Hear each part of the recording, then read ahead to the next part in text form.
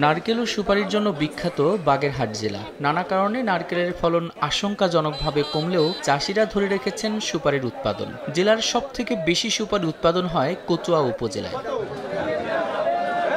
সপ্তাহে রোববার ও বৃহস্পতিবার হাটে বেচাকেনা হয় সুপারি। এখানকার সুপারি যায় দেশের উত্তরাঞ্চলের বিভিন্ন জেলার মোকামে। এবার ভালো ফলন ও দামে খুশি চাষিরা। গত বছর যে বাজার গেছে, এখন বাজার কম কিন্তু হয়েছে ডবল, 3 গুণ আর কি ফলন ভালো হয়েছে। 550, 600, 700 টাকাও বিক্রি হইতেছে। খুব ভালো বাজার হইতেছে। স্থানীয় বাধাল বাজারে প্রতি হাটে প্রায় 1.5 কোটি টাকার সুপারি হাতবদল হয় বলে জানান এই আড়তদার। বাজারে 12-13টি আড়ত আছে, প্রতি হাটে 1 থেকে 1.5 কোটি টাকা সুপারি বিক্রি হয়। উৎপাদন বাড়াতে চাষিদের প্রশিক্ষণ দেয়া সহ বিভিন্ন উদ্যোগ নেওয়ার কথা জানান এই কৃষি কর্মকর্তা। প্রশিক্ষণগুলোতে আমরা সুপারি চাষিদেরকে অন্তর্ভুক্ত করার ব্যবস্থা গ্রহণ করছি, যাতে করে তারা এই সুপারির পরামর্শ পেয়ে তাদের গাছগুলো পরিচর্যা করে এবং আগামীতে যাতে ফলন বৃদ্ধি পায়। বাগেরহাট জেলায় এবার 4000 হেক্টর জমিতে 20,000 মেট্রিক টন সুপারি উৎপাদন হয়েছে।